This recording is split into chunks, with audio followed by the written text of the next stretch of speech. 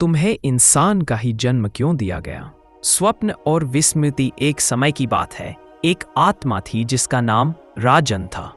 राजन ब्रह्मांड के उस छोर पर था जहां न समय था न स्थान।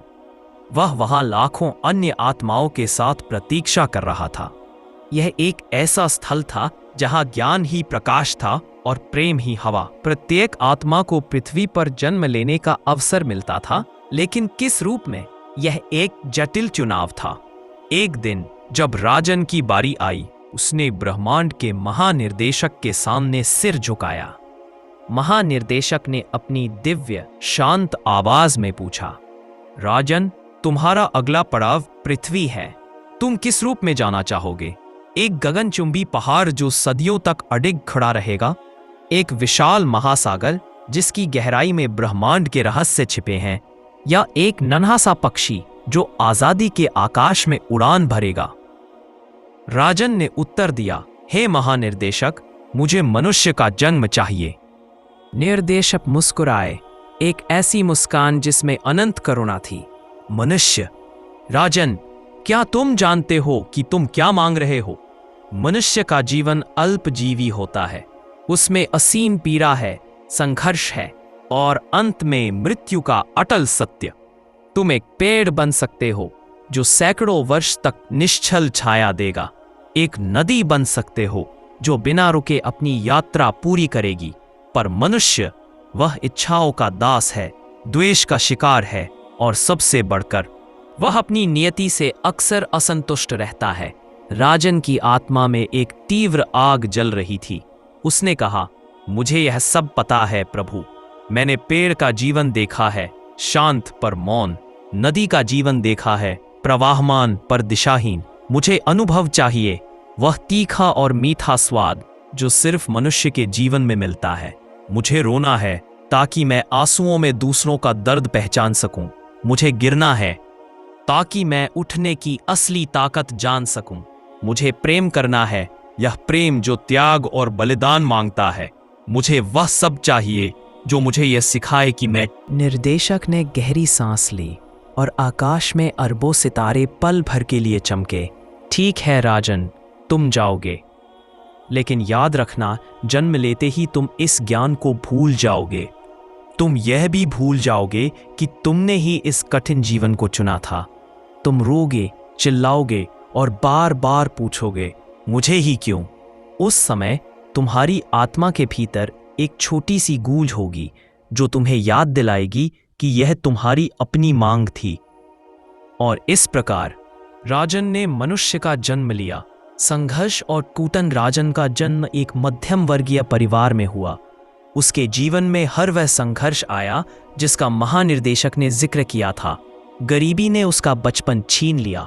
उसने अपने छोटे भाई को ठंड में कांपते हुए देखा। उसने अपनी माँ की आंखों में निराशा की स्याही देखी जब वह उसके लिए किताबें नहीं खरीद पाई। राजन का बचपन शिकायतों से भरा था। वह बड़ा हुआ और शहर में नौकरी की तलाश में भटकने लगा। हर दरवाज़ा उसके मुंह पर बंद हो जाता था। वह अकेला था, थका हुआ और रात के अंधेरे में अक्सर रोता था। वह अपने भाग्य को कोसता, मुझे ही क्यों? मैं क्यों इस कठिन परीक्षा से गुजर रहा हूँ? क्यों मैं एक अमीर परिवार में पैदा नहीं हुआ? क्यों मैं एक जानवर नहीं बना जिसे कम से कम जिम्मेदारियों का बोझ तो नहीं उठाना पड़ता? राजन भूल चुका था कि उसने ही यह जीवन मांगा था। एक दिन सब कुछ असहनीय हो गया। नौकरी हाथ से चली गई, घर का किराया बाकी था और उसकी माँ बीमार थी। हताश होकर राजन एक पुल पर खड़ा हो गया। वह सोच रहा था कि बस अब और नहीं। तभी उसकी नज़र पुल के नीचे एक बूढ़ी औरत पर पड़ी जो कचरे के ढेर में कुछ ढूंढ रही थी। राजन ने देखा कि वह औरत एक सड़ी हुई रोटी का टुकड़ा उठाती है और उसे ऐसे खाती है जैसे वह कोई शाही भोजन हो। उस औरत के चेहरे पर कोई शिकायत नहीं थी, बस एक अजीब सी शांति थी। राजन को मन में विचार आया, मेरे पास कम से कम सिर पर छत है, मुझे पढ़ने का मौका मिला, मेरे पास माँ का प्यार है। इस औरत के पास तो शायद कुछ भी नहीं, फिर भी इसमें इतनी शांति का। उद्देश्य की खोज और प्रेम का अर्थ राजन ने पुल से कदम पीछे हटा लिए। उस रात उसने एक नया संकल्प लिया। उसने तय किया कि वह अब अपनी किस्मत को कोसेगा नहीं, बल्कि अपनी किस्मत को बनाएगा। उसने एक छोटी सी चाय की दुकान शुरू की। शुरुआत में ग्राहक कम थे, लेकिन राजन ने हार नहीं मानी। वह सिर्फ चाय नहीं बेचता था, वह लोगों से बातें करता था, उनके दुख सुख सुनता था।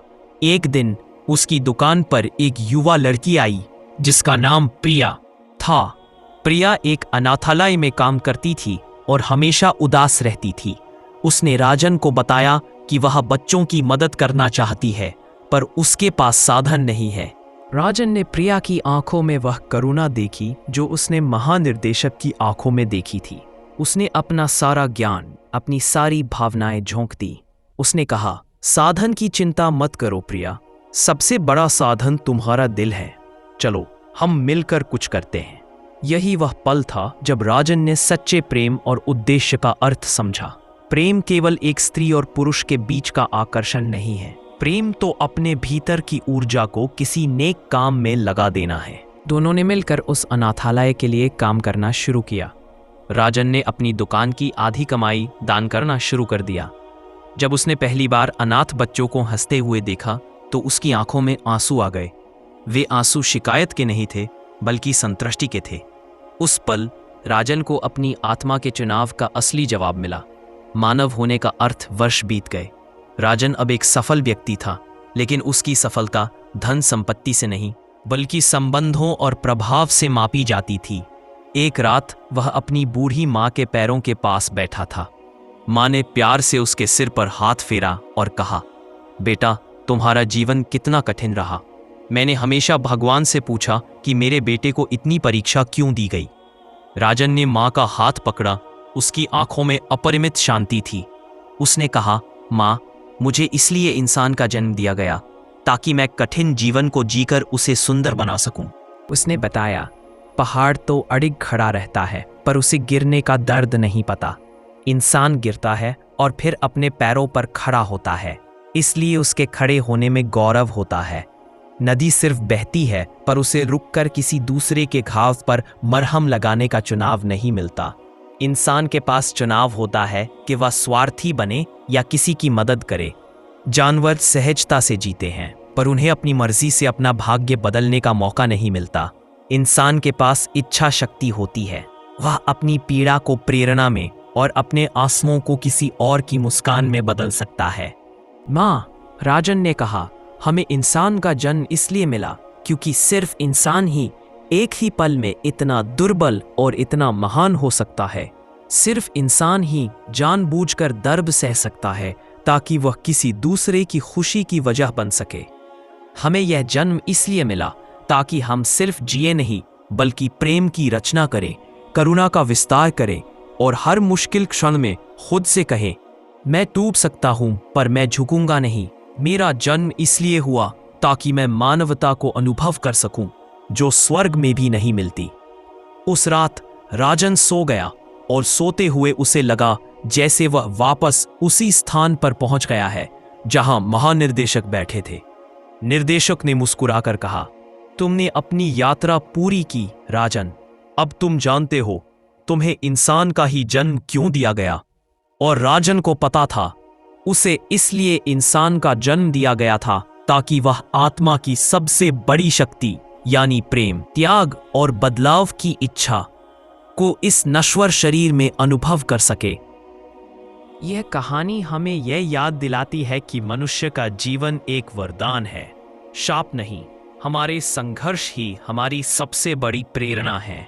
अगर हमारी वीडियो आपको अच्छी लगी हो तो वीडियो को लाइक करें, चैनल को सब्सक्राइब करें और बेल आइकन दबाना न भूलें। अपने दोस्तों के साथ शेयर करें ताकि ये ज्ञान और लोगों तक पहुंच सके। कमेंट बॉक्स में अपने विचार जरूर बताएं, हमें उनका इंतजार रहेगा।